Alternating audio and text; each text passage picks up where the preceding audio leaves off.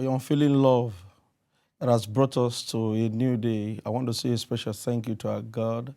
My name is Akinkunmi Thomas. I pastor one of the parishes of the Redeemed Christian Church of God in the UK called Living Bread Newcastle. And today we'll be looking at the Open Heavens Devotional as authored by the General Overseer of the Redeemed Christian Church of God, Pastor E.A. Adeboye. And the topic for consideration this morning is safety in Christian counseling. And our Bible passage is taken from Acts chapter 27, verse 30 to 37. And as the sailors were seeking to escape from the ship, when they had let down the skiff into the sea, under pretense of putting out anchors from the prow, Paul said to the centurion and the soldiers, "Unless these men stay in the ship, you cannot be saved." Then the soldiers cut away the ropes of the skiff and let it fall off. And as that day was about to dawn, Paul implored them all to take food, saying, "Today is the 14th day you have waited and continued without food and eating nothing. Therefore I urge you to take nourishment, for this is for your survival, since not a hair will fall from the head of any one of you." And when he had said these things, he took bread and gave thanks to God in the presence of them all. And when he had broken it, he began to eat. Then they were all encouraged, and also took food themselves. And in all we were 276 persons in the ship. A memory verse is taken from Proverbs 11, verse 14.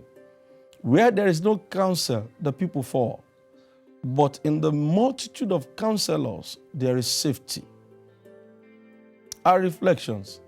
In today's daily devotional, Pastor Adeboye emphasized the importance of Christian counseling. What is counseling? There are many approaches to counseling, both in the secular setting and in the church. Counseling, contrary to popular belief, is not just about giving advice or solutions.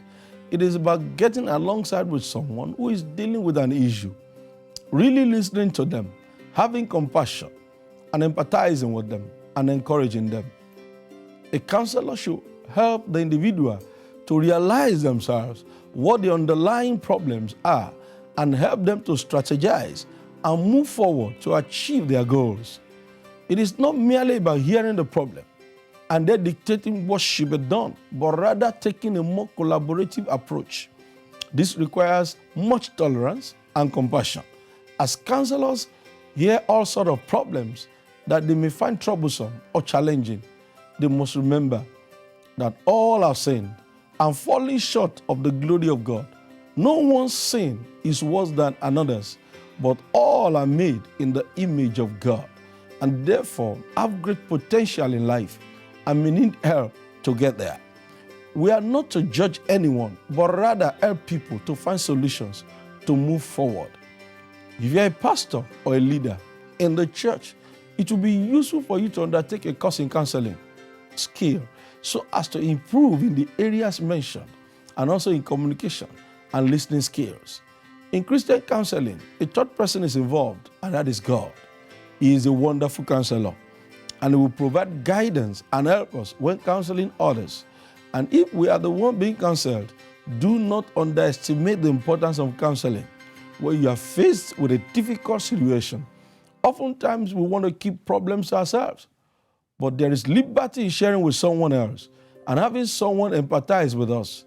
A counselor may be able to offer you a fresh perspective on old problems that you cannot see because of the trauma or trouble that you see around you. Our action point today is this: pastors, encourage your counseling department with good offices, computers, and accessories so that they can function effectively and help others who are in need. And as you do this, the people will find fulfillment in the church and their lives will never remain the same. Enjoy the rest of your day. The Lord bless you. Thank you and see you again. Bye for now.